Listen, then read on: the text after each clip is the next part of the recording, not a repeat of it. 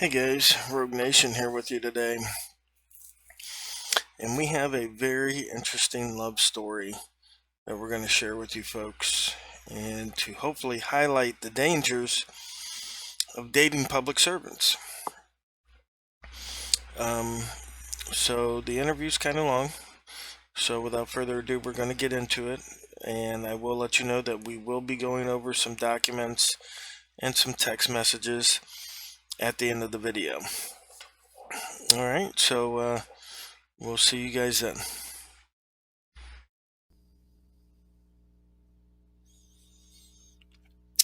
There it is. Okay, we're live.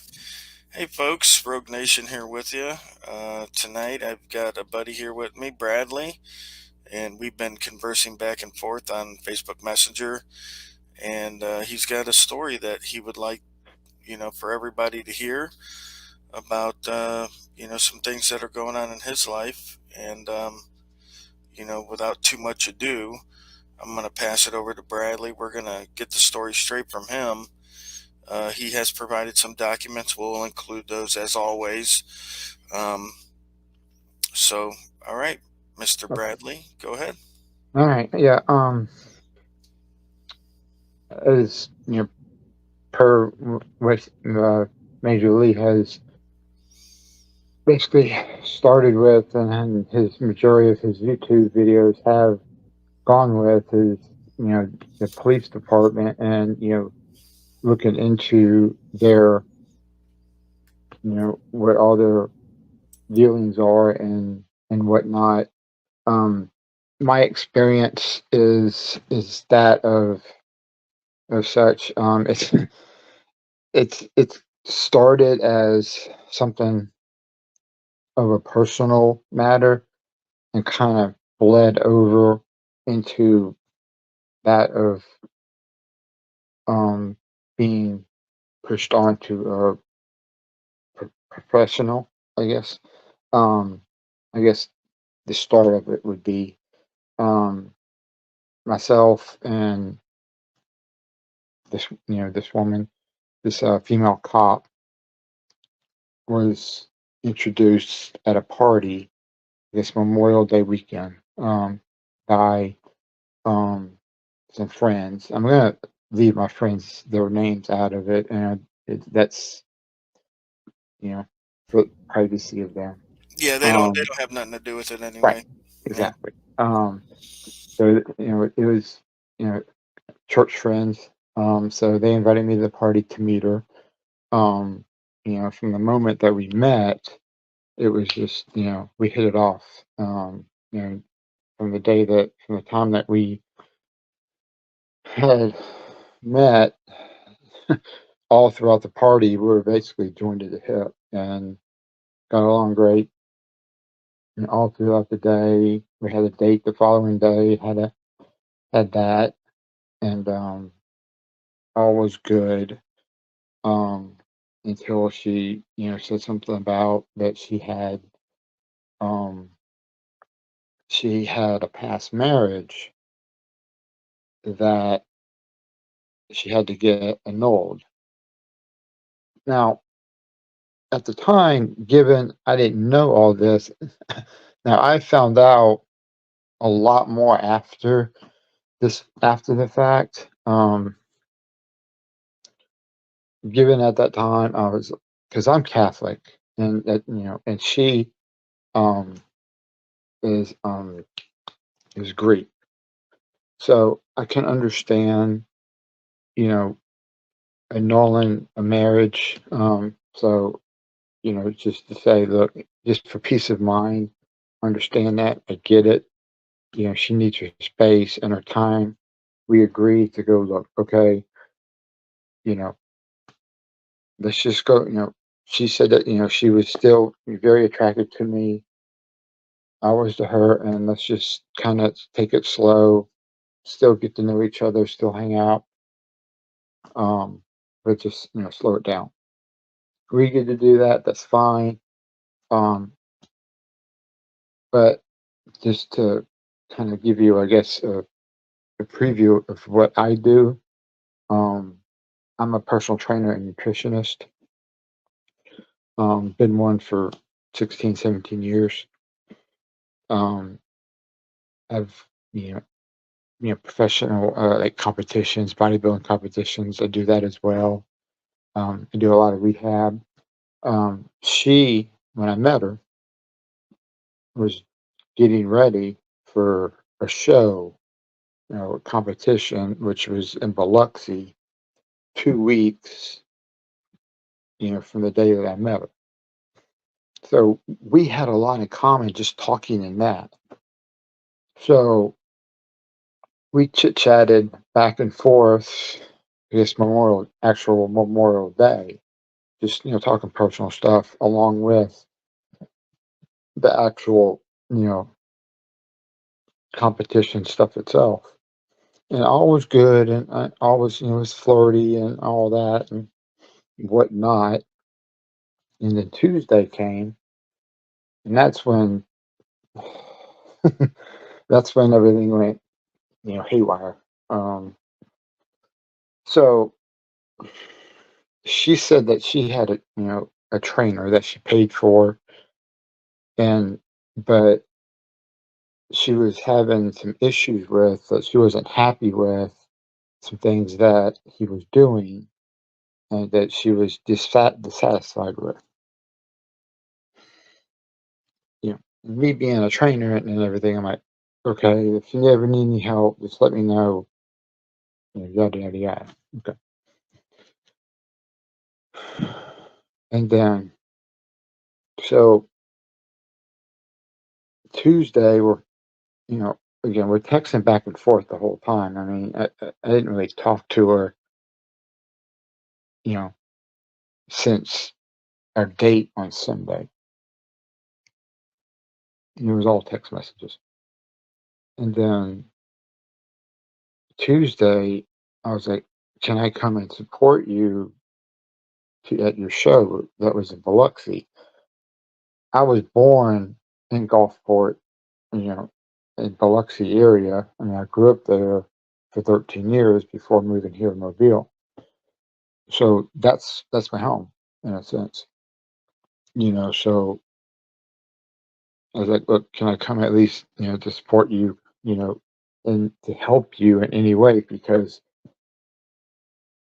I know a lot about the competition. I know how to be there for people. It being her first show, I know what to do, how to do, and make sure that she's ready on, so she can be the best that she can before she goes on stage. Um, so she was like, "Okay, that's fine." And then a couple hours later, she goes, "Come to think of it, no, I'm going to stick with my coach." I'm like, "Okay, well, fine." And I was just asking to be, from a professional manner. Um, you know, I didn't want to, push, or be any type of, you know, push any buttons or anything like that. I just was trying to be, sweet and anything like that, courtesy. And then that's when the switch flipped. And she basically said, all in certain terms, "Screw you, get out of my life. I don't want to ever talk to you again." Um, Again, I have text messages, saved to back all this up. It was just like a complete flip. And so again, she's a cop, um, corporal in the police department, Mobile Police Department. And so again, some more background on myself. I used to be in the National Guard, and my job was mental health specialist. My ex-wife, after that, um, was diagnosed with PTSD slash and bipolarness. She had three boys, and the youngest one had the same issues. So much so that we had to put him in Alta Point, which is a mental hospital, to the point that we had to, so that they could get him, right on his meds. So, and I also have a background in psychology, child psychology, and psychiatry. So when all this happened with her, off of everything that I've learned and experienced, I was like, okay, something's going on. Something's not right here. I wasn't mad or angry or anything like this. I was like, look, let's talk. If something's not right here. Again, there's text messages and everything that prove that show all this. That just the way that her text messages were, the way that she was, in a sense, acting, and going from one extreme to the other. It was like, okay, I've been through this. I've you know you know learned all this, so this seems very familiar. So I'm like, look, can we talk? And she just was not she was just not talking.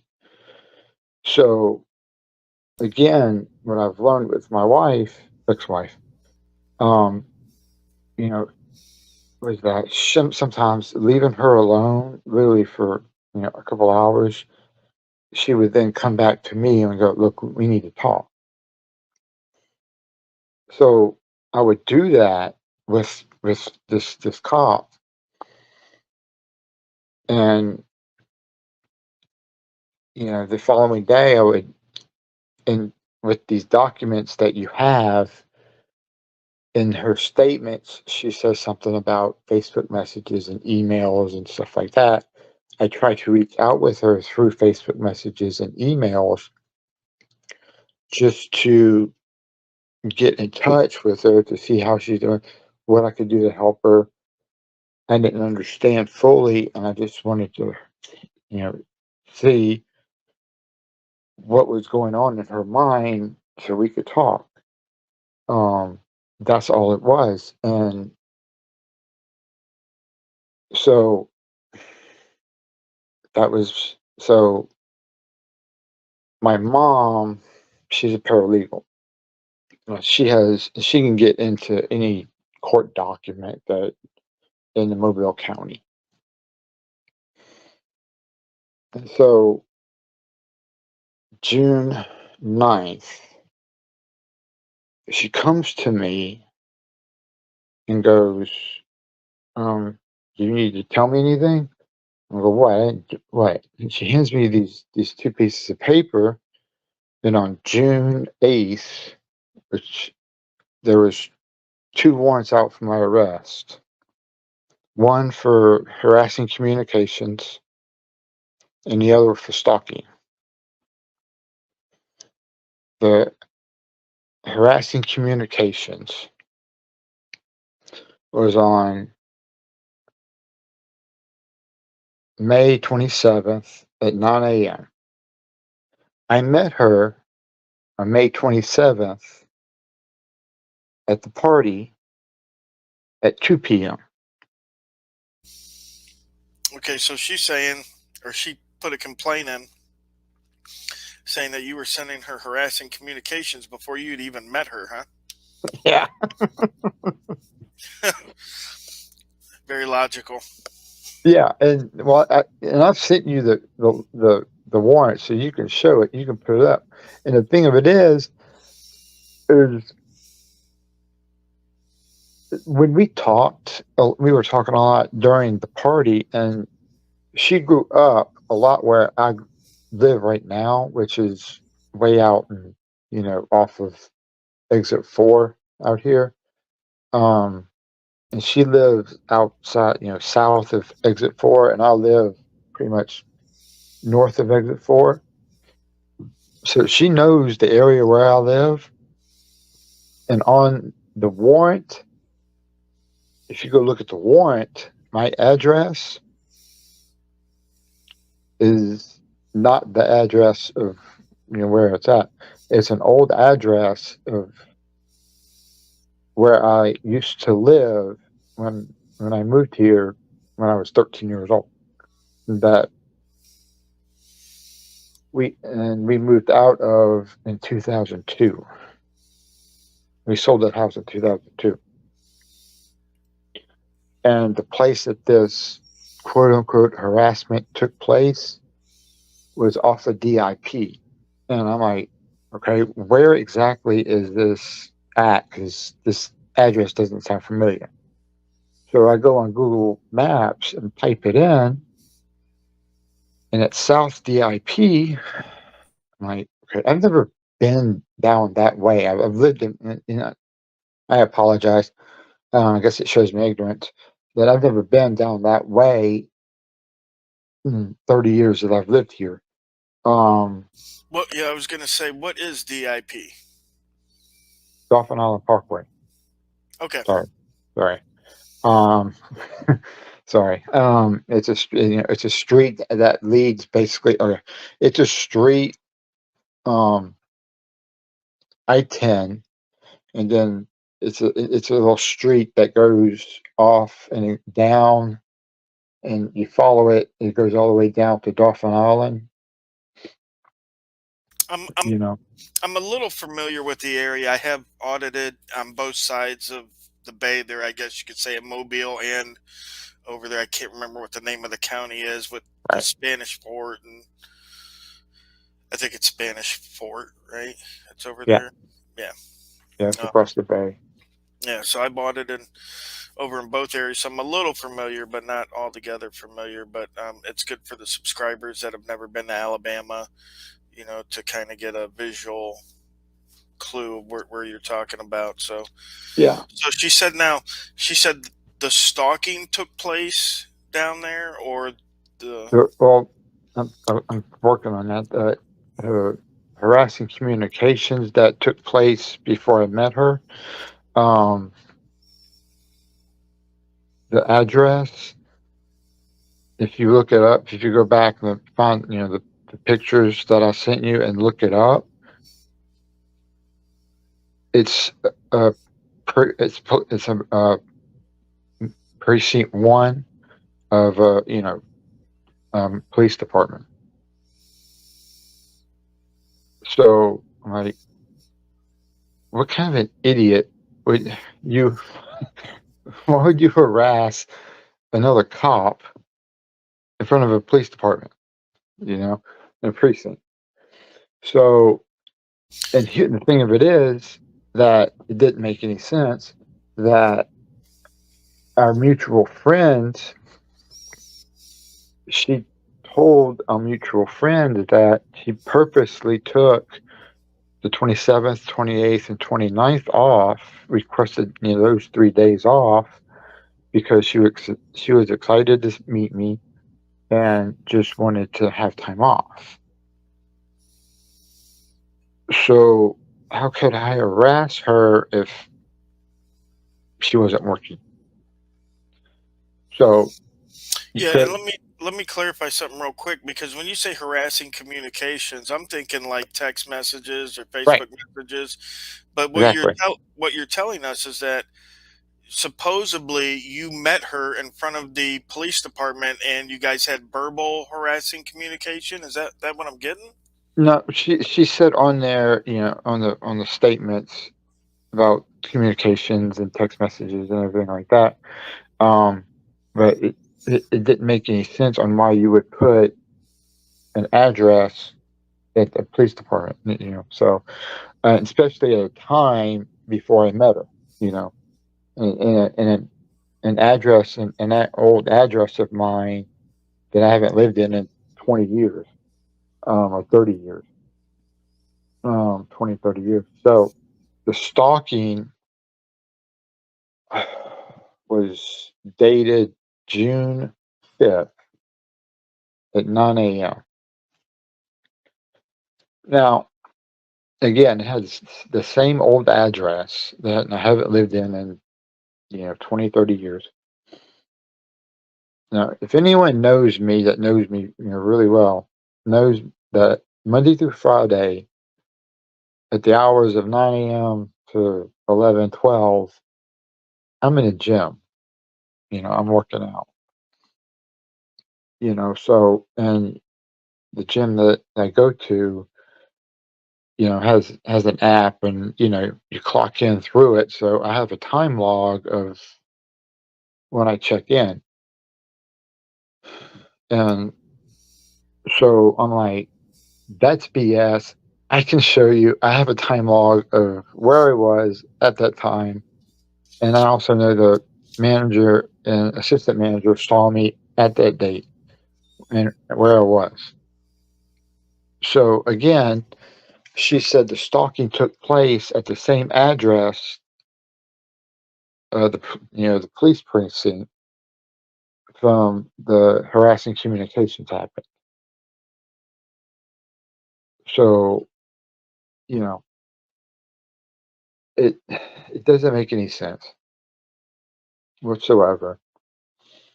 And then again, I have to go turn myself in to, obviously since I have warrants out for my arrest, I have to turn myself in and all that mess. And I go to the bail bondsman, and they kind of get everything situated with my fees and everything and whatnot. And they were trying to figure out with the magistrate of, because the stalking charges themselves were not coming up. They figured out the harassment charges, and but for some reason the magistrate wasn't pulling up the stalking, and so we had to wait on it. And then we finally go down there, turn myself in and everything. The bail bondsman, he goes, look, should be in and out 15, 20 minutes, sign papers, nothing happened, no handcuffs, should be easy, no problem. First thing out the gate, they come in, handcuff me, drag me to the back, to the back of the jail. I tell them my name, and they bring me up, and it's like, I'm like, oh, okay. They basically unhandcuff me and didn't say a word and throw me in a cell. I'm like, is anything wrong? And they just shook my head no, shook their head no, and threw me in a cell. I was stuck in there and holding for an hour and a half. Didn't tell me a word.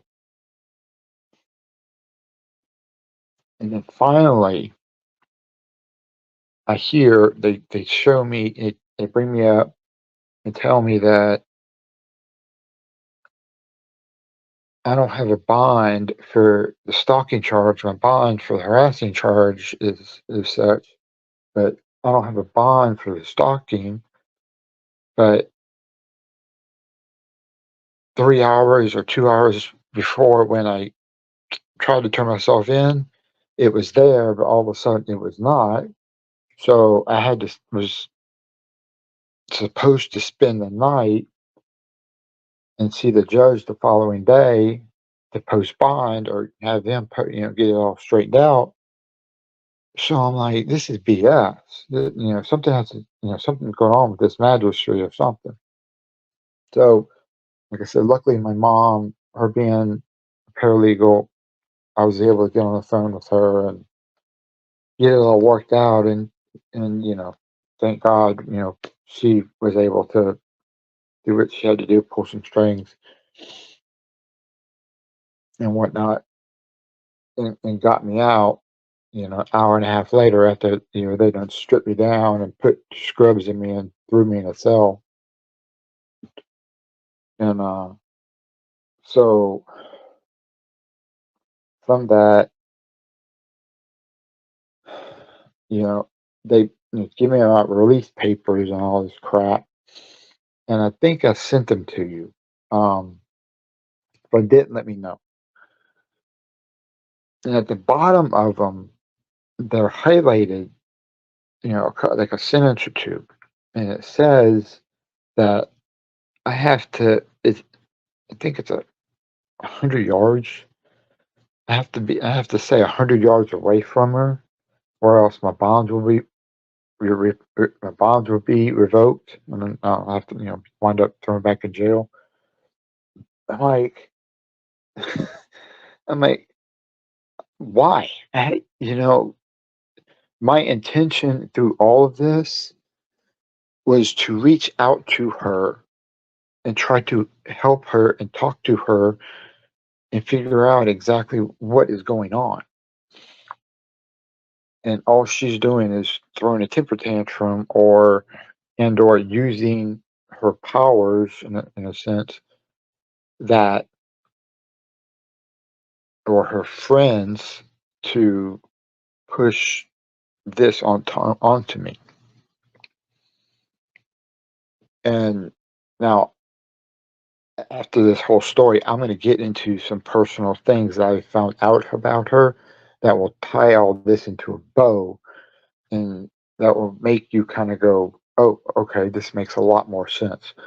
Um, Now, go to arraignment, get all that, plead not guilty, then go to deposition about a month later. And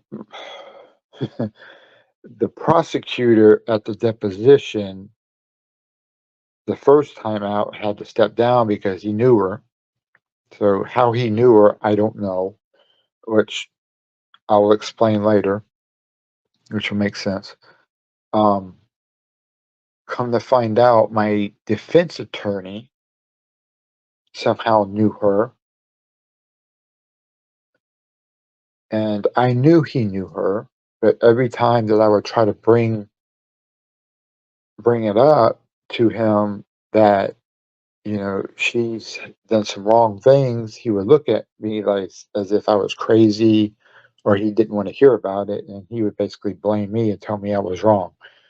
Or he and I had, you know, novel full evidence to prove my innocence.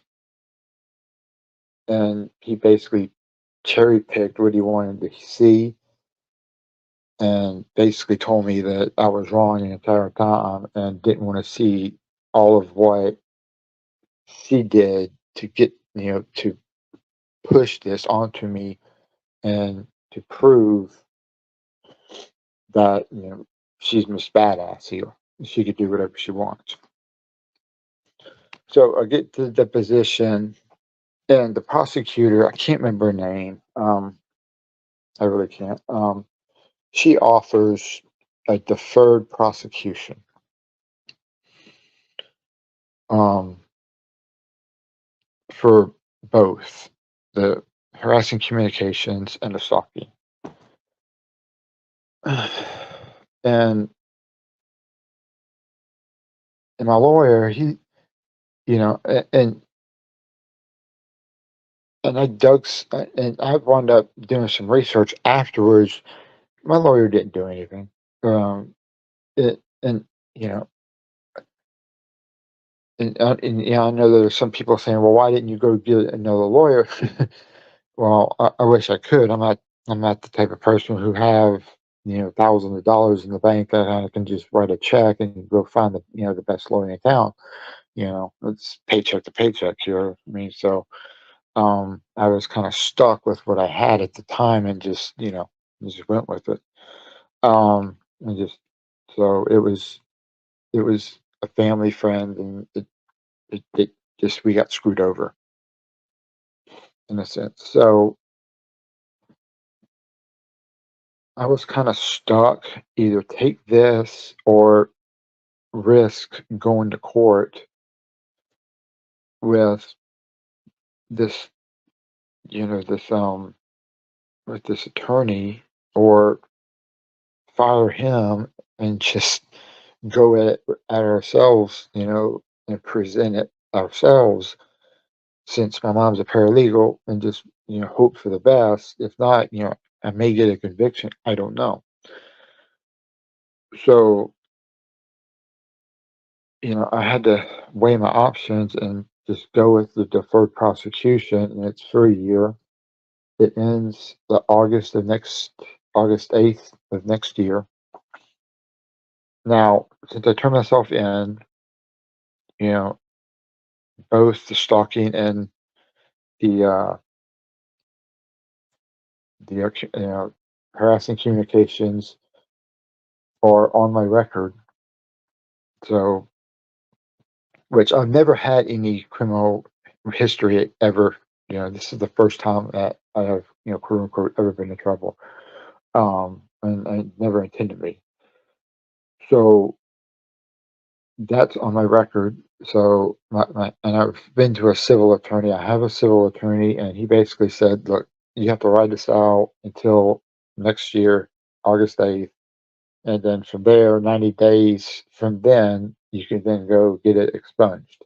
So I'm looking at November of next year, basically until I could legitimately put all this behind me. So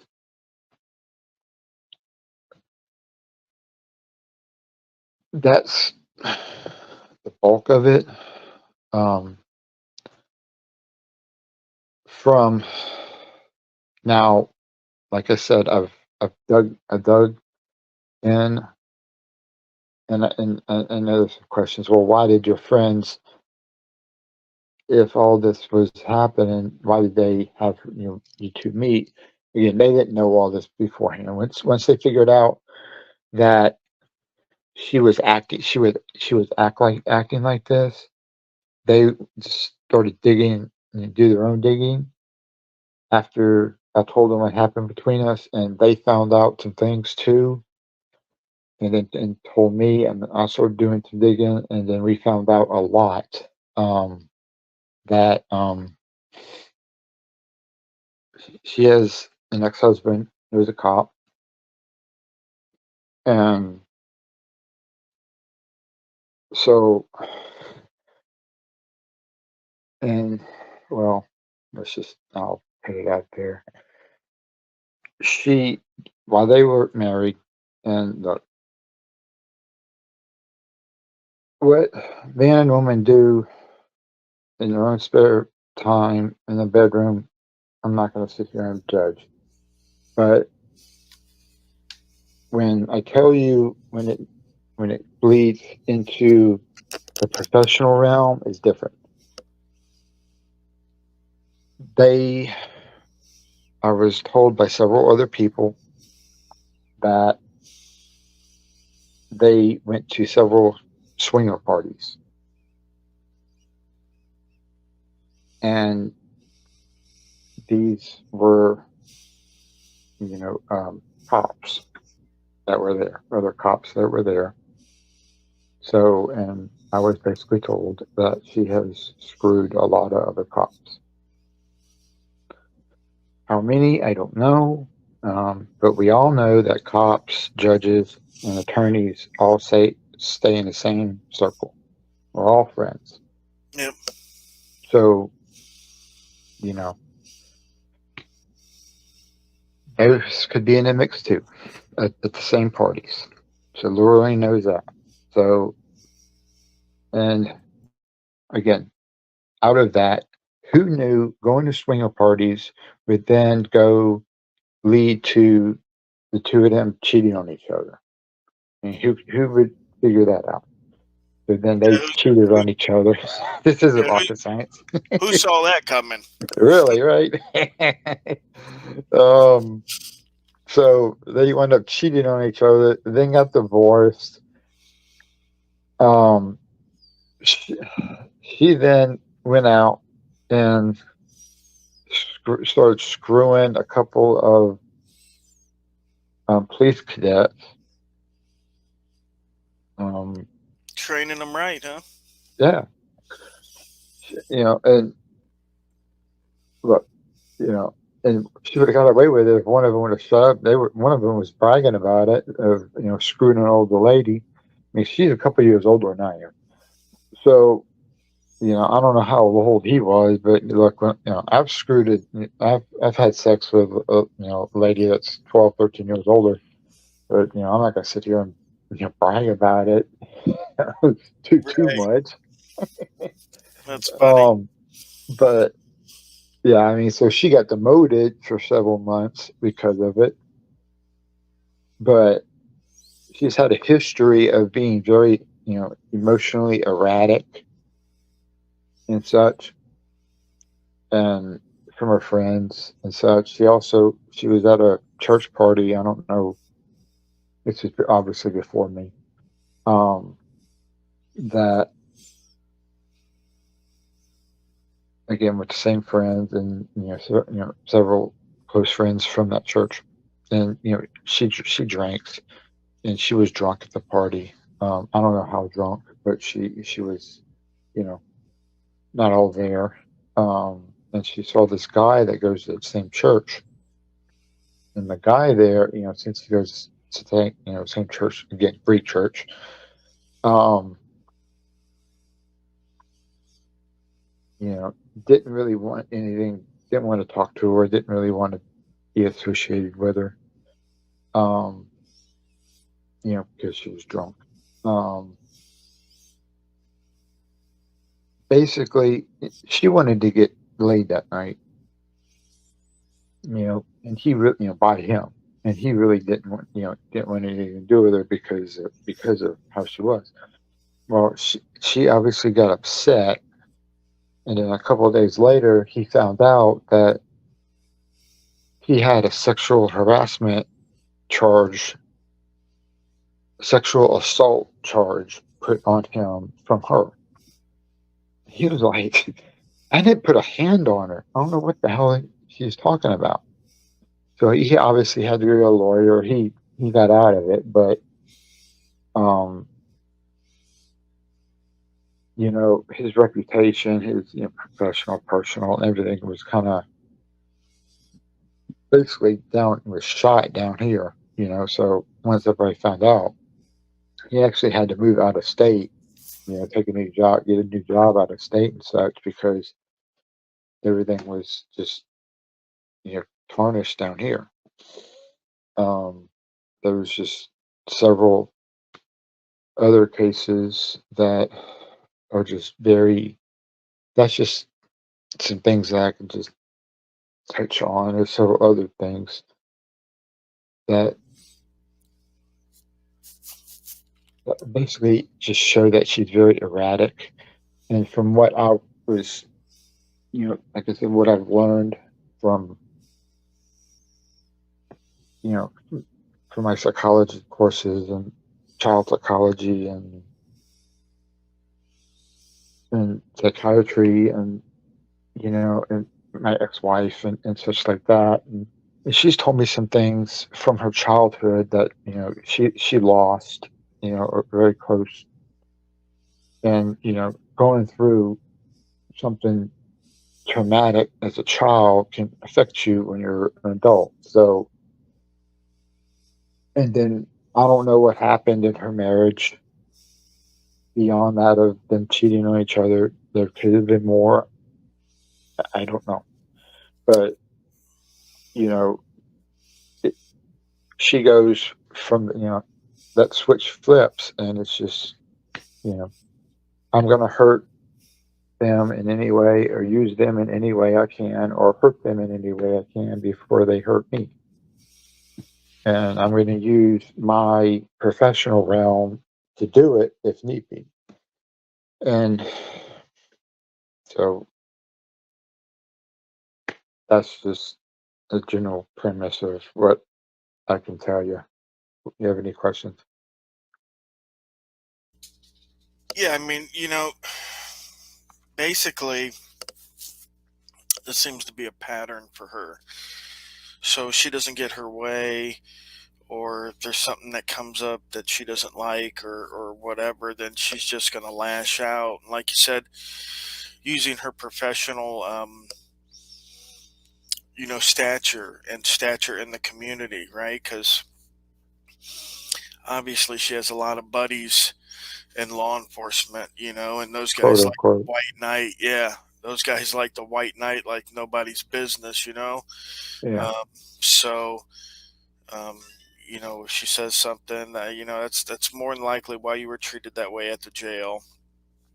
yeah, I'm sure she's worked there for more than a couple of months. She's been to the jail numerous times to bring inmates in to intake and everything like that. So she's probably had conversations with all those people that work there, and once they found out that the charges for you were from her, that kind of give them, the, oh, let's treat this guy like crap because he's, messed with one of our own, and I don't know the lady's name, but let's just say her name's Betsy Lou, but they mess with Betsy Lou, we're gonna really stick it to this guy.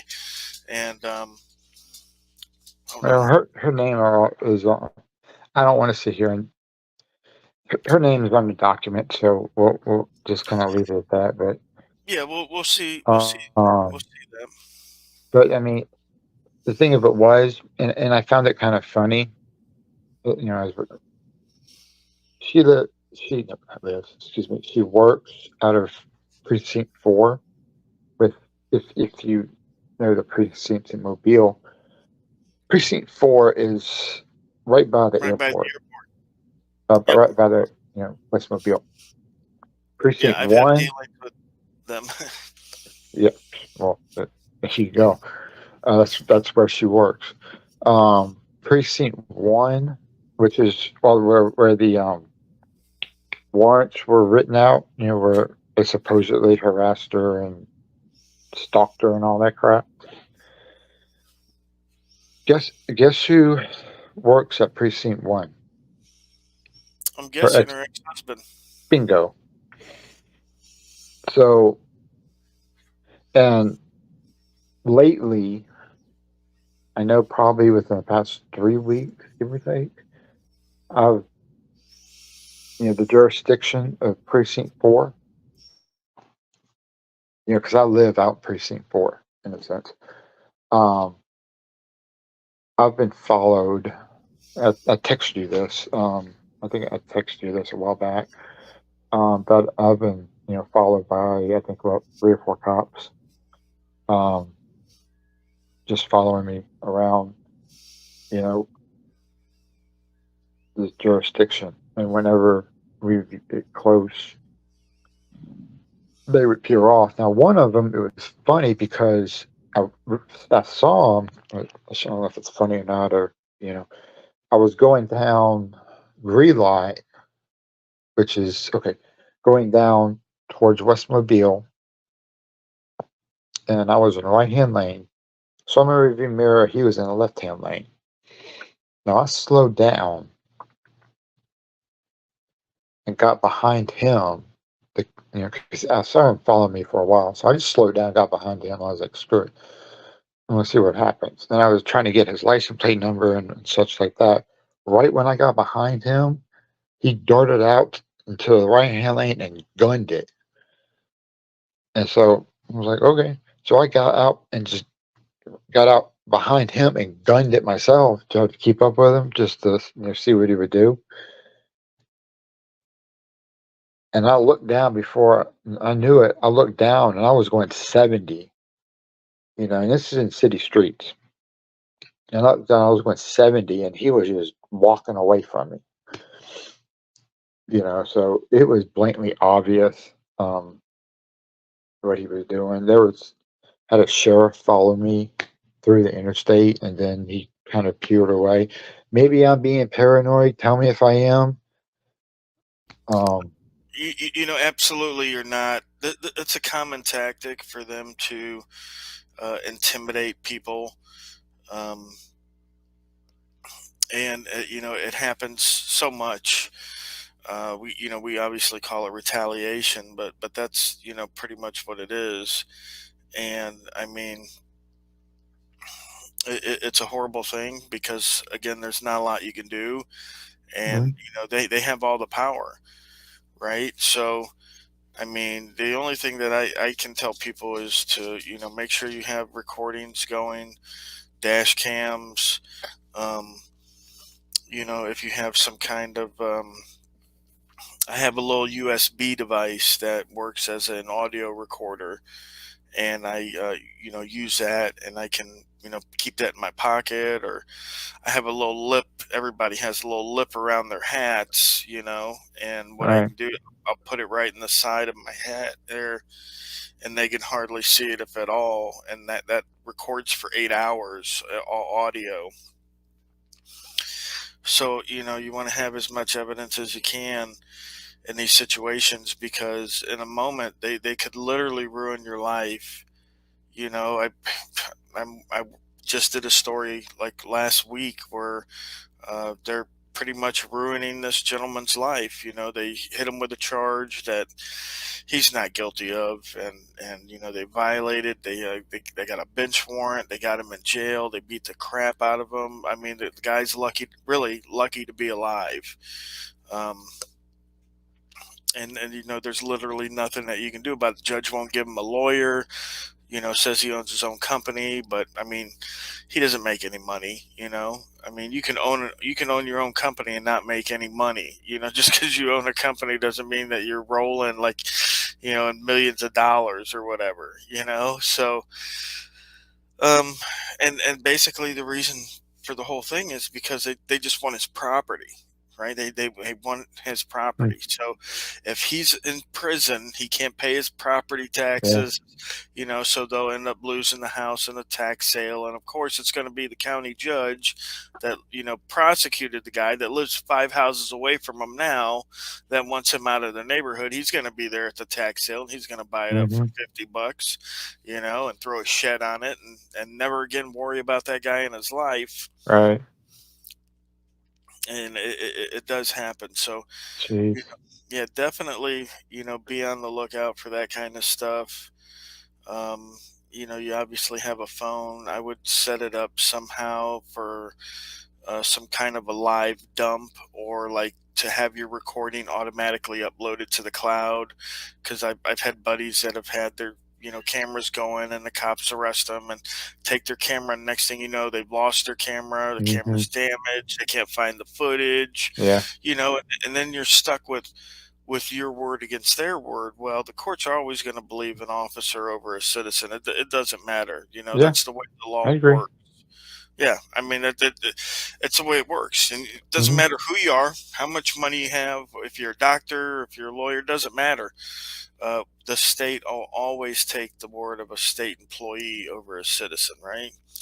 Yeah. I So, mean, yeah. I mean, that was part of what happened. Was if you look in the statements and put the statements up there, um, she changed her story. Um, she said that I stalked her at a gym, at her gym. Now, you have to know that she she tells me this when I was at the party. We were at the party that she wakes up at 4 a.m. and then goes and works out around 6. My ass is just getting up around 5:30. Okay, so and getting out of the shower at 6. So or whatnot. So so she says that I went and stalked her at her gym, drove there, stalked her at her gym, and then I called her. Now, in her statements, she said that she blocked me from her phone, from her phone number. Now, how could she have known that I called her if if if I, you know, if she blocked my number?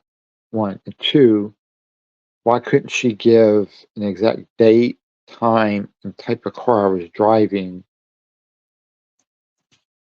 You know, when I stalked her. So Well, And that kind of stuff's easy to dispute because nowadays they have traffic cams, right? right, Every city, especially Mobile, it's a big city, it's got traffic cams. So it would be nothing for a good lawyer to, subpoena those traffic cam records and say there is no car belonging to this gentleman or that matches your description that was in this area at this time. So that's why they keep it vague because they know they're not going to be questioned on it. That's the whole mhm, deal. They slap a couple of charges on you, then they come to you and say, look, you know what, we're going to defer this. You know what I mean? You stay out of trouble for a year and we'll make the charges go away. Right? yeah, People love that because hey, I don't want to be in trouble, right? I don't want to have anything permanently on my record. So basically, they could slap everybody they want with a charge, never have to take it to court, nobody be guilty, and they'll still collect just as much money as if they were actually arresting criminals, right? Because they're just turning people into criminals, realizing that people have responsibilities, right? I don't have money to fight this. I don't have time to fight this. Just give me, it's just like when they get a ticket. Nobody takes a mhm, ticket to court, even when they know they're right, because right. the court says, well, if you take it to court, you might have to pay the ticket and court Court fees and cost, this yeah, and lawyer fees. And all of a sudden this $90 ticket's now up to $800. And you're like, mhm, I don't have the money for this. I don't want to take yeah, time off work. You know, yeah, why don't I just pay the ticket? Even if I'm not guilty, why don't I just pay the ticket and be done with it? yeah, And everybody's like, that's what you should do. I would just pay the ticket. And mhm, so, I mean, unfortunately, we need people to to not pay the ticket, right? To make some of the stuff go away. But the fact of people in authority, like police officers, making accusations, um, that's part of human nature, right? I mean, because neighbors call on neighbors and they lie and try to get charges pressed on other people. That's all part of human nature. It's not just something that's akin to being a police officer, but when a police officer does it, it's almost without being said that this is going to stick. There's very little that you're going to do that's going to allow you to be free, right? I mean, you right, got to have a shit ton of evidence. You got to have either a good damn lawyer or know the law very well yourself, and even then it's a crapshoot, right? yeah, Like a perfect example, I was convicted up in Georgia for the statute that's titled loitering near inmates, and we uh, showed the video to the jury. There was no inmates anywhere in my video. You couldn't see an inmate anywhere on my video, right? Nowhere near me. But yet I'm still convicted, mm, right? So it's not a justice system. It's a system that they get you into, and it's a moneymaker pretty much for the most part, and they're not really concerned about the yeah, truth or justice, unless you can pay for the justice that you want, right? If you can pay yeah, big or money. yeah, I mean, or in her case, pay in, other ways. Um, Right, you know, right, you know, exactly. and so but see, the thing of it is, and I've thought about it, is that no, I'm not here to, and I know your deal.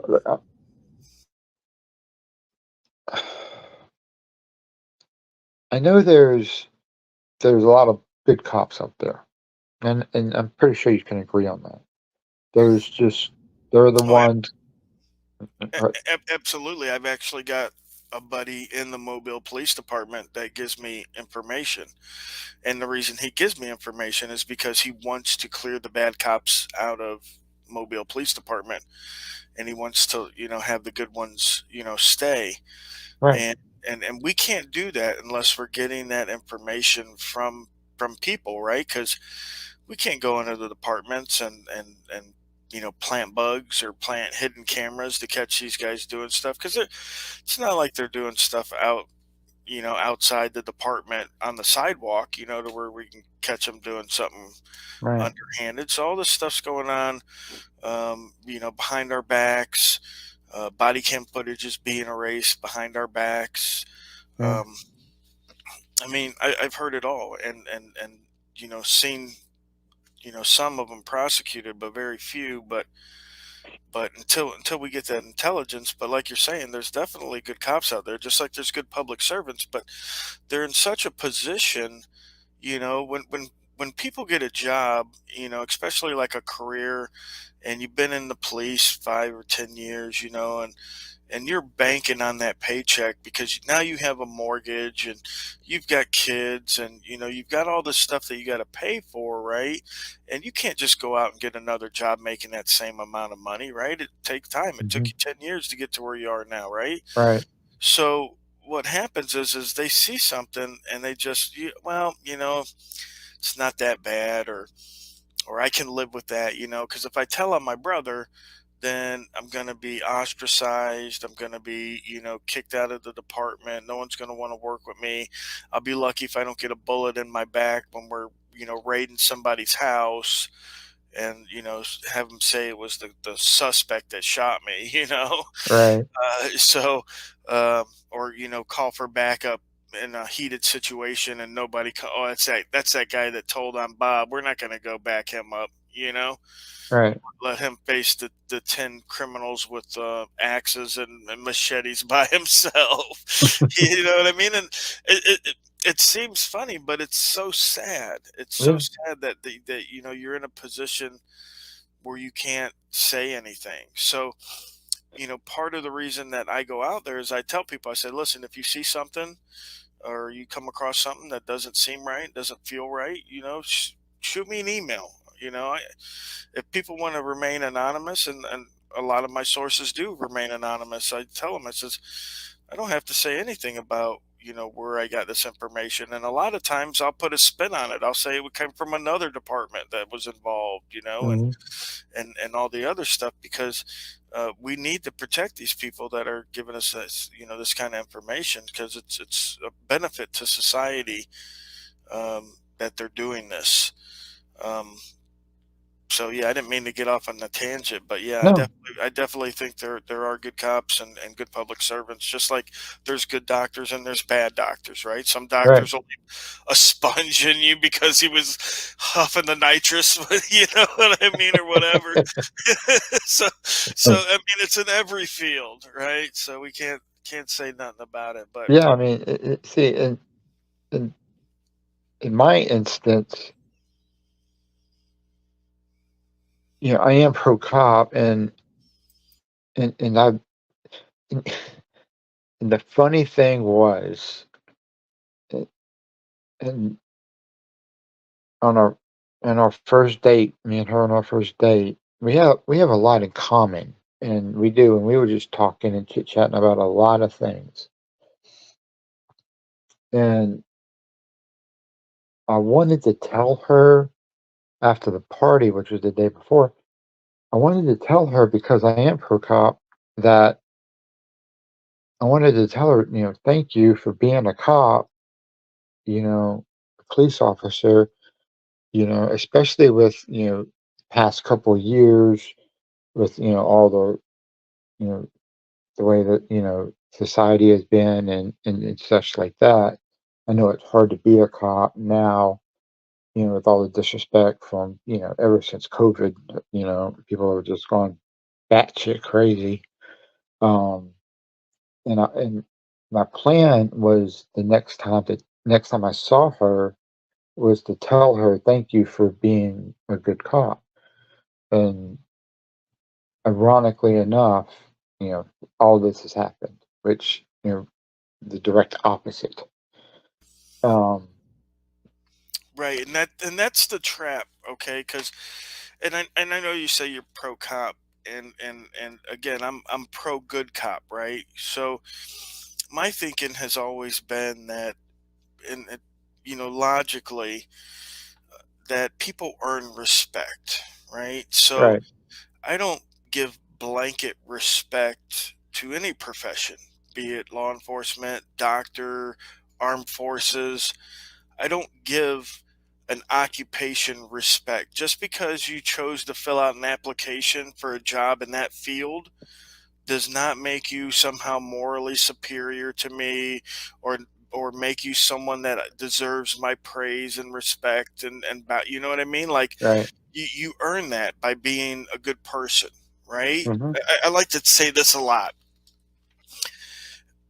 A cop can save a kitten cat from the tree right before he comes and bashes some guy's head in that's innocent, right? Right. But because he saved the cat from the tree, people will be like, "Oh, he's a hero. He's a great cop."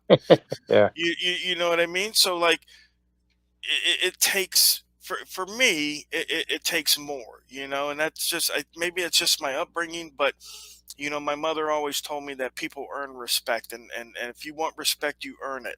My I mother agree. didn't, yeah, my mother didn't say, "Hey, if you want respect, be a cop." You want respect, be a doctor. Okay. That never came out of my mother's mouth. You want Yeah. respect, be a baker, or you want respect, be a cobbler. You know what I mean? Like, Yeah. there was no blanket respect ever given. You earned your respect by the actions that you take. You know what I Yeah. mean? Like, and there's criminals everywhere. So, a lot of times people I'll meet on the street and I'll be like, "Hey, do you support this police department?" "Oh yeah, I support the police department 100%." I said, "Have you ever met any of the police in there?" "Well, no, I've never met any of them, but they're police." "Well, how do you know these policemen aren't running a drug operation?" Which a whole police department down here in Hmm. Florida was caught laundering money for the cartels. The whole Wow. police department. You know what I mean? Like, so it doesn't seem right to me that. And again, I know, and you probably know. You said you've taken some psychology. I know that it's all the core beliefs that were beaten into us in the 12 years of public education about how we should obey authority, and never question authority, and they're here to protect us, and Right. that kind of thing. Um, so Yeah. I I mean, understand why people do it. well, yeah. I mean that was gonna what I was gonna try to get at. What you just said. It was gonna kind of bleed in what I was gonna say was there has to be a also a thought, especially with my situation of how you know I guess how cops. This goes with the army too. With what I dealt with in the army of you know from a psychological end of how cops are and how I know that they see a lot and it hurt it may mess them up from a psychological standpoint. They act out irrationally or you know from different ways or from a manic standpoint or wherever um and so whatever that may be, and that's also a problem, a mental health, for the police, and that in and of itself needs to be looked at and also be addressed because you can't have a cop go out and be out in the community serving the community, and when they do something, just they snap or something happens within, say, them within whatever they're doing, and it just mentally turns them, it snaps in their brain, and they just go off because of their own personal issues, and they push that on, on a professional end, because of their personal issues. That's not right, and that needs to be addressed. So those people need to be taken off the street or somehow need to be looked at, some type of independent psychological courses or whatnot, because we all know that any type of in-house therapist or whatever is just going to go, write them off just to go, okay, whatever, just to get them back on the street. So, you know, Well, yeah, because their job depends on it, right? right, Because you're being paid by the state to okay, state employees. So yeah, that and again, that's the mafia watching over the mafia. I mean, right, how much accountability is really going to be there? We see breadcrumbs of accountability here and there. Like every once in a while, a cop will get arrested for, something really egregious that they can't, whitewash, like Eric Garner's killing and you know the Minnesota killing with Derek Chauvin, the George Floyd incident, and hmm, the Rodney King incident. I mean, there's just some stuff that they can't whitewash over, but I mean, they'll literally try everything to escape accountability. One story that comes to mind was this officer was speeding. He was doing like 90 to 100 miles an hour, and he T-boned this lady, right? He wasn't going anywhere. He wouldn't have his lights and siren on. He wasn't going anywhere. He was just speeding because I'm a cop and I can do that because what are you going to do? Nothing. So he T-bones this lady and ends up the she had a baby in the car in the back seat and the baby ended up dying. Well, what they did was is instead of charging the cop for involuntary manslaughter or whatever, they put it onto the mother saying that she didn't tighten the straps tight enough, and that's why the baby died. So not only did your baby just die, but now you're being prosecuted for your baby dying. I mean, can you imagine that, going through that? I mean, that's yeah, just really yeah. gets me. But I I would say that just blows my mind. It's just and that's part of why when they were following me, I had to kind of like, okay, well, kind of play defensive and drop behind them and do everything that I could to kind of, I guess, I mean, I grew up on Dukes of Hazzard growing up as a kid, so, okay, let's try to, play with the cop here, and everything like that. So, and that was kind of my first instinct. So, and I shouldn't joke like that considering what you just said, but I mean, it is sad that things like this happen and to grit they and my point off of all of what my story is, to let you know is that yes, there are good cops, but there are things that need to be done that need to meet so that it can be made better. To make the bad cops, into good cops. At least from a mental state, you know, um, of course, being what you're saying is using up powers from, for bad and I'm saying the same thing. That needs to be addressed as well, you can't just sit here going around doing that without replication. Um, and I know every police department does it and it's hard to sit here and say, and dispute that or take that away, because it's going to do no good. Um, so it's just going to be a wasted breath.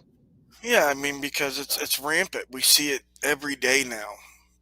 Literally every day I see a new video of you know people doing what they shouldn't be doing in positions of power.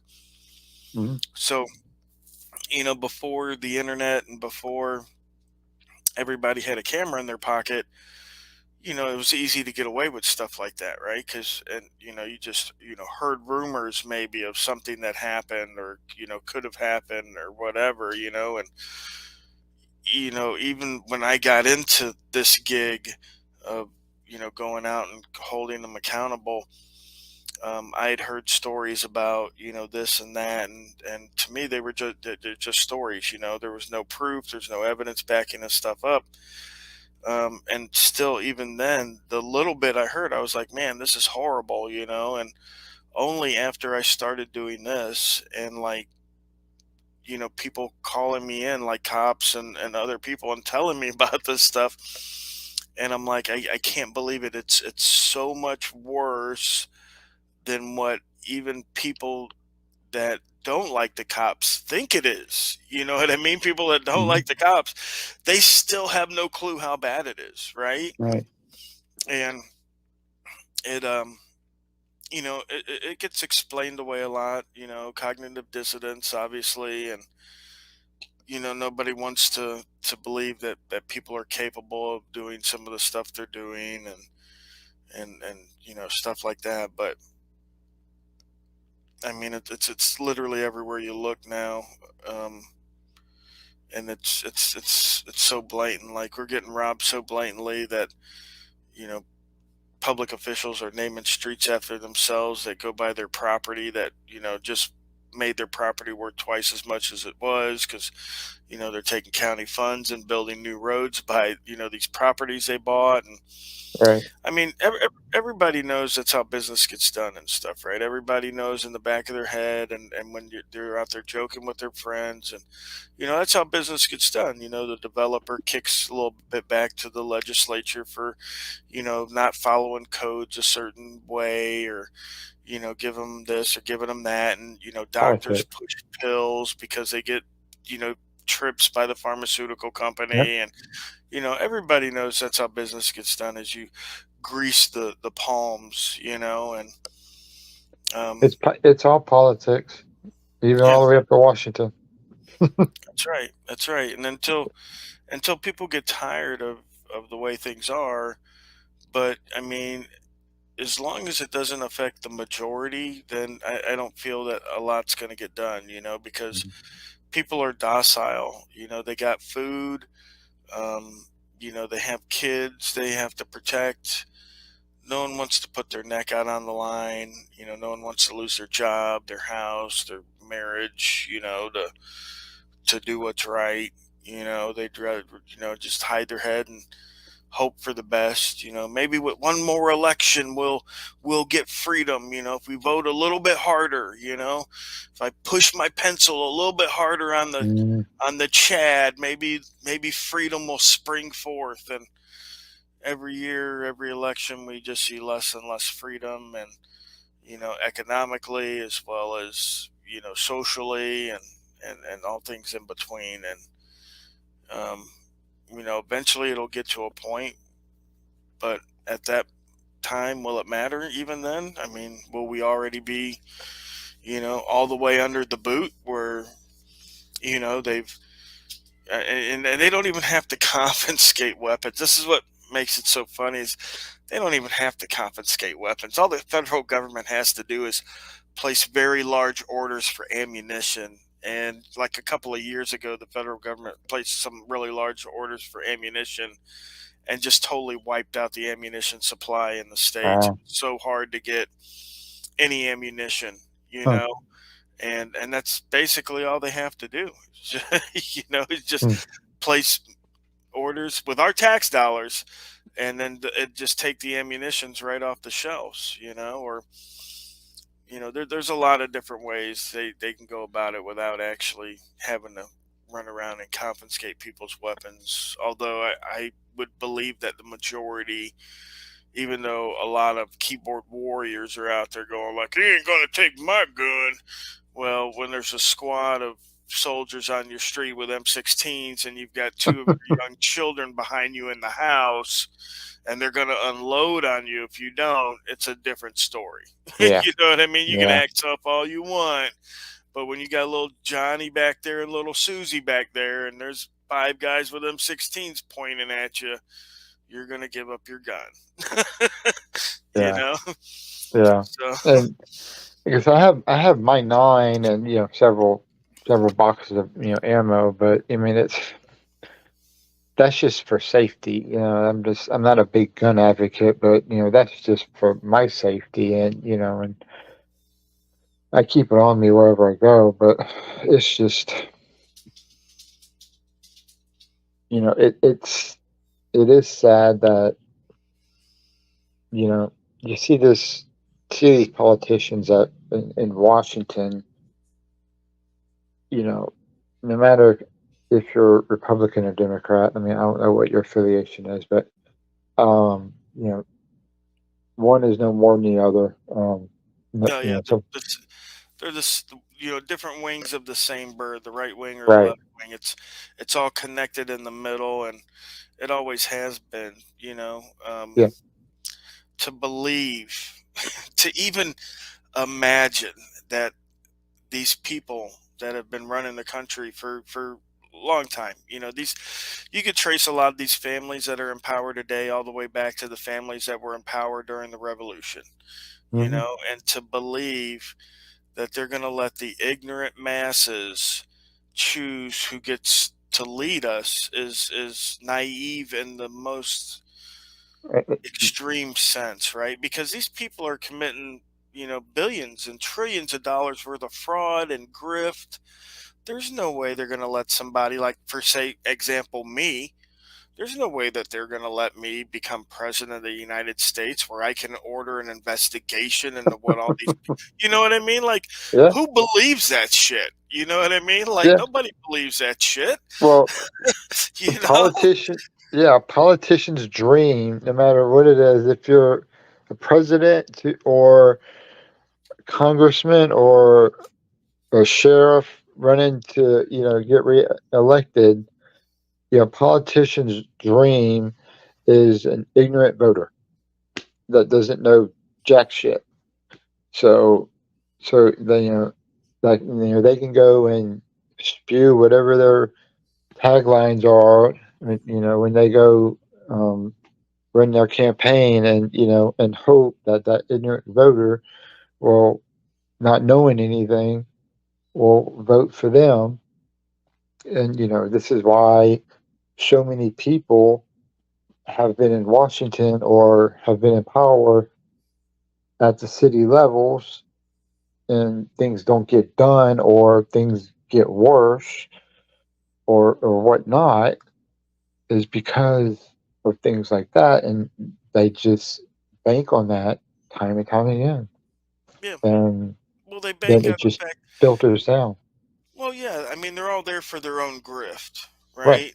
And so if I'm mayor right now and you want to become mayor, and you're in with the well-to-do crowd, and my time's coming up, or is done with, or whatever. I don't know if there's term limits on mayors. I doubt it. But I don't think you so. know yeah, so if my time is done and the public has spoken, the new mayor doesn't want to oust my grift because he wants to grift.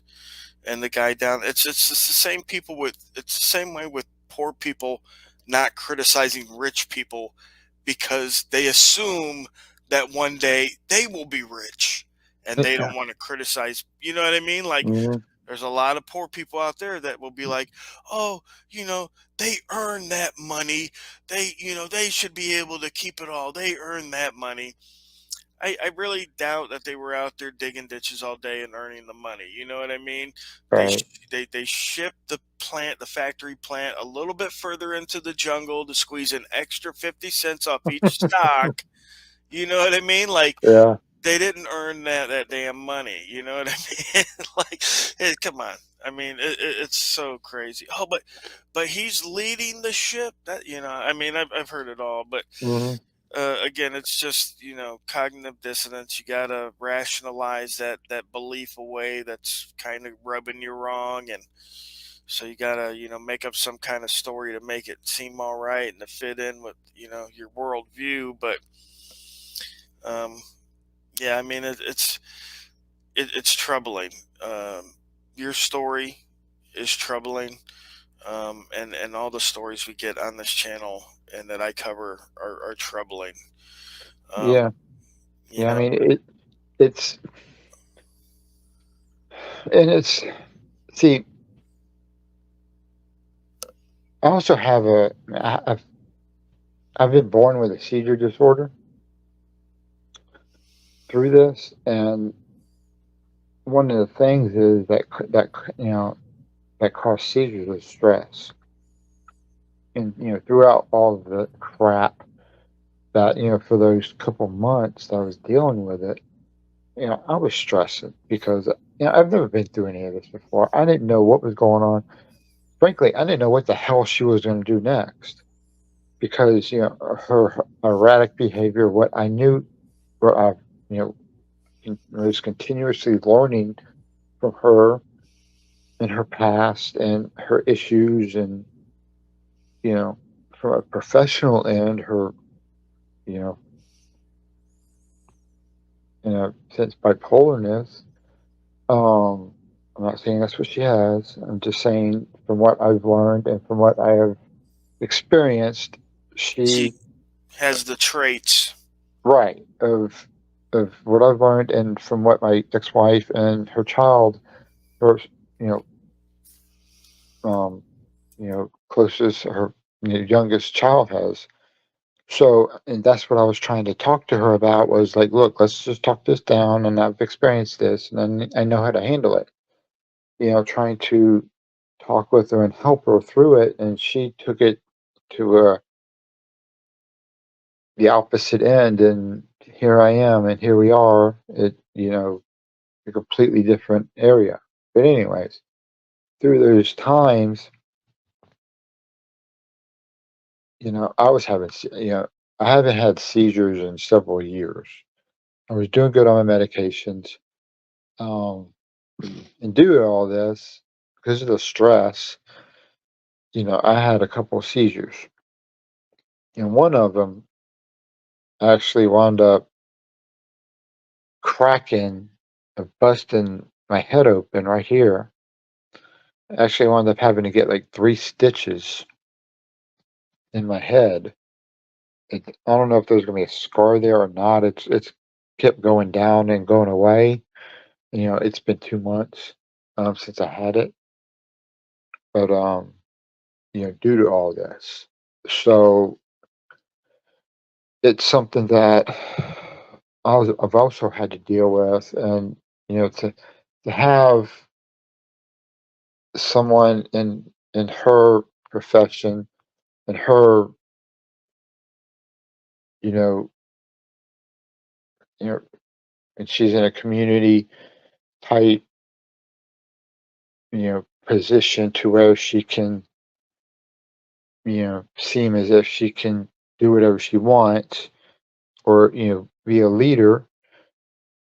She's also part of her church council, so that's a whole other thing where she um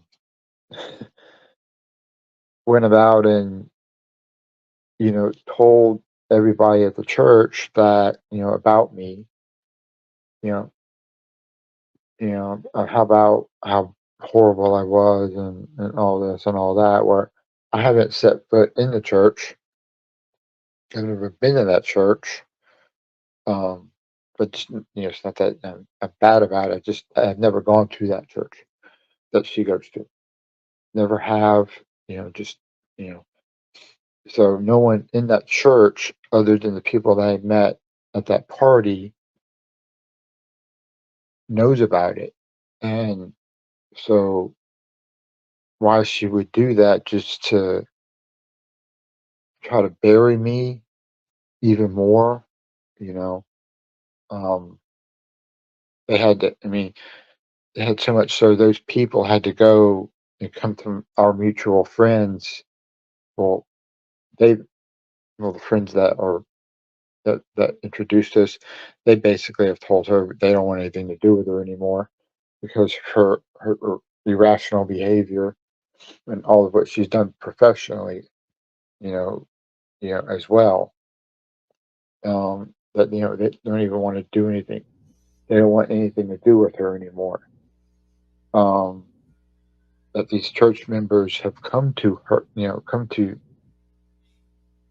these friends of mine, that introduced us and asked them about me if they need to be worried about me because of what she said. And my friends, they said no. What she's saying is the complete opposite. You need to ignore her, just dismiss her. You know, Brad. He's cool. Don't worry about it. Just he's the direct opposite of what she's saying. Just ignore.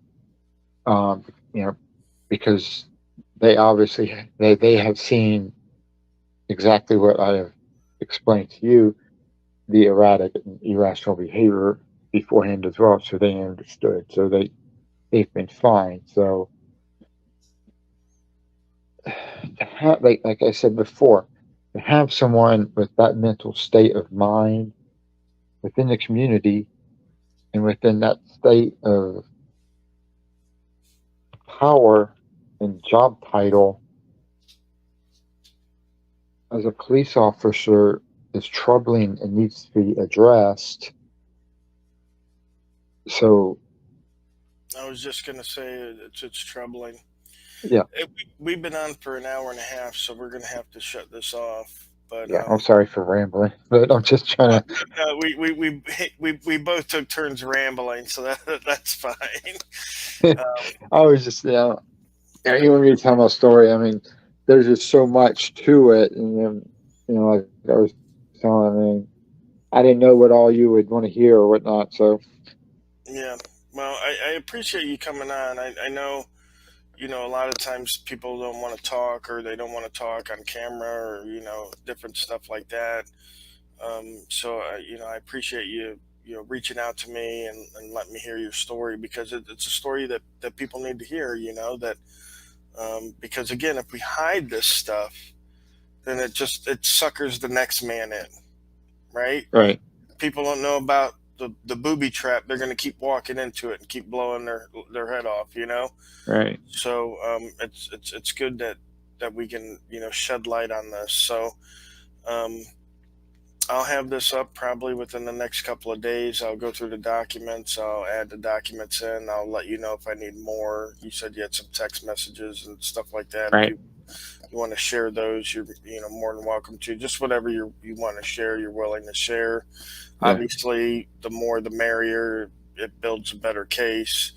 It provides a better narrative, that kind of stuff. yeah, Um, but all right, Bradley, thank you, sir, for coming on the show, and hopefully this ends the saga that you had to go through, and hopefully you can put this behind you and carry on with your life, and just 20 years from now, look at this and laugh and say, man, what a horrible time I had then, but life has been better to me since. So yeah.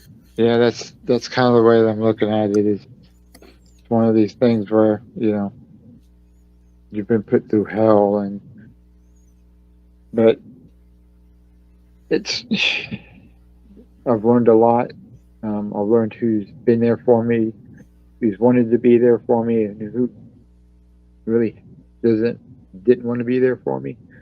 It's changed my way of thinking a lot, and I also believe that being through this, I'll come out stronger and probably meet and will meet a better person, you know, that's right for me. So when, absolutely. where, that's in God's hand. That's right, buddy. Whenever one door closes, another opens. But I'm gonna have to end this in saying that one of our famous sayings is "back the blue until it happens to you." And unfortunately, that's when we get a lot of these stories. Is when somebody has given the benefit of the doubt to people in authority, only to have it come back and bite them in the ass, and then they Right. realize, hey, I've been looking at this all wrong, you know. Yes, sir. So um, thank God that it wasn't as bad as it could have been, because I've heard stories just like this where people end up in prison for 20 years, or like my other buddy just this last week, he almost got beat to death over stuff. So um, it's definitely it can go to the furthest extreme. Um, like out in Texas where that cop shot her ex-boyfriend or something that lived in the apartment above her. You remember that story? And she thought she was Which in her apartment and he was a burglar, and yeah, yeah. you know what I mean? Hmm. Like, so I mean, this is the kind of stuff that these people get away with. It would be nothing for a cop, for her to, show up at your house and be like, "Oh, he invited me over and we were talking, and then he got violent and I had to shoot him." You know what I mean? Like, Yeah. and totally get away with it, dude. You Hmm. know what I mean? Totally get away with it. She just slams her head on the door real quick, and oh, he hit me, and I had to defend myself, and so, I my own advice. I've been married for 20 years to a beautiful, loving, and caring woman, so I don't have no inclination of ever, dating a cop. But for anybody that would, I would say definitely be weary because in a lot of situations like that, things have gone south. Even for cops that date cops, you know what I mean? Like, it's gone south very bad. Yeah, I think from learning a lot about her past and seeing a lot, I think a lot of that was, I think that was a lot of where a lot went wrong. Yeah, Um, and if you you know, notice, the situation that you were talking about with her and her husband, and the swinging and being with other cops and stuff like that. That's not something that's unusual or unheard of. There was a I'm sure you heard of the lady in Tennessee that the female cop in Tennessee that ended up getting five other cops fired because they were doing the same thing. oh, yeah, So, and that was just, I think, last year that just happened in Tennessee. Um, I don't remember what town in Tennessee it was, but um, these other male cops engaged with her, and they ended up getting fired over the situation. So, um, yeah. All right, man. I'm gonna end this now. Hang on. All right, guys. You heard the story, so we're gonna go ahead and go over some text messages and some documents, and we're gonna go through them pretty quickly. And basically, I just want to show that there's obviously some manipulation going on the part of the young lady, right? Now, in one of the warrants, it says that harassing communications, the offense was committed on 5/27 at 8 a.m.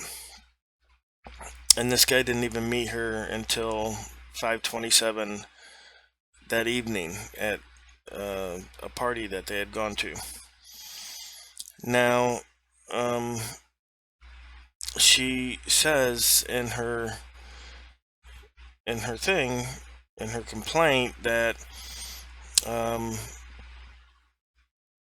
she just wanted to be friends and yada yada yada, but it doesn't look that way right off the bat. And although she does say later, a couple days later, that she thinks they nothing's gonna come of it and they should only be friends, it's not like she made that clear right off the bat, right? So she met him on 5/27. She allowed him to take her to dinner and a movie on 5/28, which, when I meet somebody new, a friend, I don't text them, repeatedly the next couple hours. And she's in the red here texting. You can see she's reciprocating his texts, and so it's not like he's communicating with her against her will. Maybe that'll happen later on or not. I don't know. But I do know again that she manipulated the timeline. And the gentleman whose name is all over the complaint, the officer taking it, lives about 5 minutes, 10 minutes away from her and her ex-husband's house, and he works with her ex-husband, who's a cop. right? So it's safe to say that the guy that was taking the complaints from this female officer was a buddy of hers, and we're going to see how he tries to distance himself in the report so as to not seem like he's a buddy of hers, right? Because obviously you work with the lady's wife or husband, you live 10 minutes away, and we all know cops hang out together. They don't really have any outside friends. Nobody really likes them. So, all right, so let's get into the text. As we can see here, this is the morning after they met. She texts him, "Good morning and hello there. You're just now getting up." Um, this is 5:29 in the morning. They're texting again. This is the night after they went out for, the movies. Let's see. This is 5:30 in the morning. The date 5:30, not the time. This is like 9 o'clock in the morning. Again, this is 5:28. This is the day after. She loved that he was going to ask if you got home okay. Here she is on 5:29 at 8:04 in the morning. This is the night after they went out for dinner and a movie. I enjoyed our time yesterday too. I still can't get over how awesome the movie was. My workout was great. The kids that worked there were bombarding me with questions. They were excited to hear about the comp. What gym are you at? And he tells her what gym she's at or he's at, and he's like, "Hey, if you're in the area, you can always come by this gym for a workout because I have unlimited um, guest passes, I guess, for his gym." And she says, "I'm thankful for the invitation. I'll have to take you up on that offer sometime." And then she's got the little emotion icon, like, "Ooh," like she loves it. Which is strange considering that supposedly 2 days before, according to the warrant, he sent her harassing communications, right? So let's get into some of those documents. Oh, here it is right here. Offense description, harassing communications. Offense date, 5/27, 8 a.m. Right? Now let me show you something. This is May 27th at 10:30 p.m. This is her. This is him. This is him. This is her. Let's go over to the next one because it's same date. May 27th, 11:18 p.m. This is her. This is him. Is this how close you get to somebody you just met that you're just going to be friends with? I don't think so. Let's go back to the document. 5:27, 8 a.m. Harassing communications. He didn't even know her at this time, right? Location just so happens to be the police department, right? So he made harassing communications on the day he didn't know her, on the day he met her, before he met her, at the police department. Sounds legit. The issuing officer, Christopher, works with Alina, her ex-husband.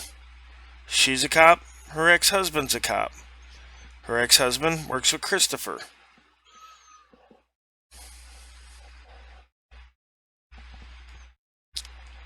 Now they put a stalking second degree on the gentleman.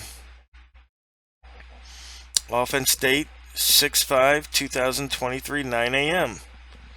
It just so happens that our guy has a video and a timestamp of when he goes into the gym, right? It keeps track of his time in the gym. He was at the gym at this time. It doesn't matter.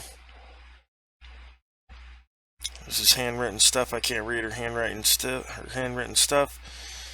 Here we go. Let's read this. It says, Officer Updegraff, whatever, spoke with Alana at 2601 Dolphin Island Parkway around 8:30 hours on 6/12/03. Elena advised that a few days ago she was introduced to a male by the name of Brad and that they started talking. She advised that it was primarily about some fitness show or competition show she is doing, but she also talked to him about other unknown things. She advised that she was just looking for a friend and was not trying to start a dating relationship with him.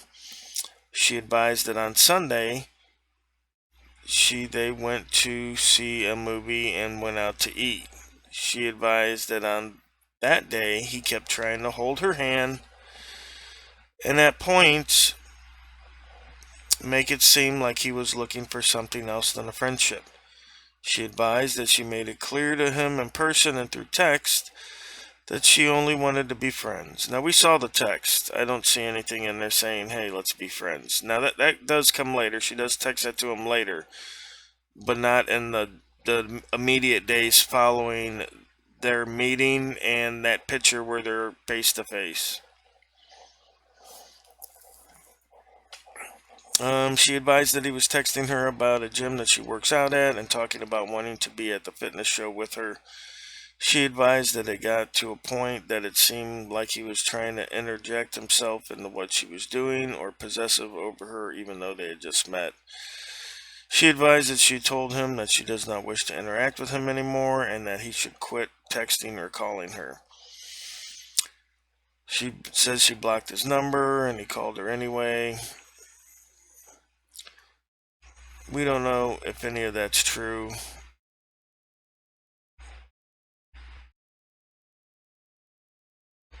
But from what I'm understanding, this lady has a habit of doing this kind of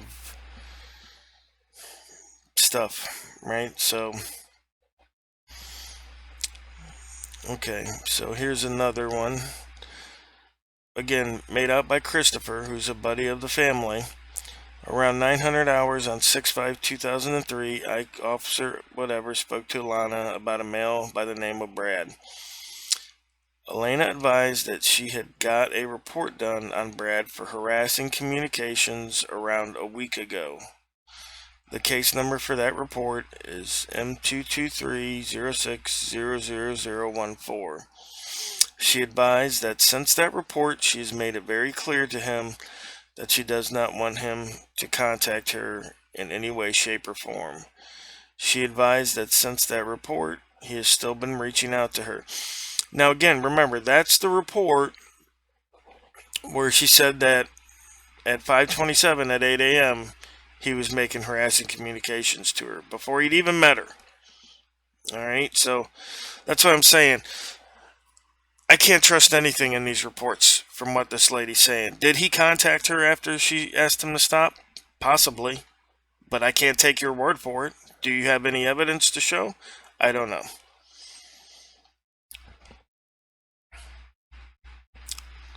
It says no matter what she does, he won't stop reaching out to her. Which, again, I hope is not the case. I don't think it's the case.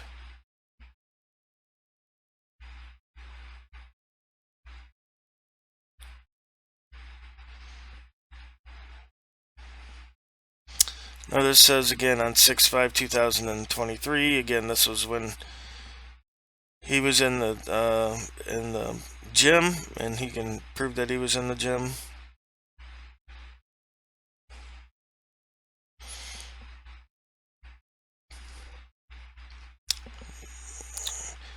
Okay, and this is it says before me, magistrate of the municipal court of Mobile personally appeared this day the undersigned complainant, who upon being duly sworn states an oath that she has probable cause for believing and does believe that Brad, whose name is otherwise unknown to the complainant, I don't know how it would be unknown to the complainant, did on or about 5/27/2023 commit the offense of harassing communications.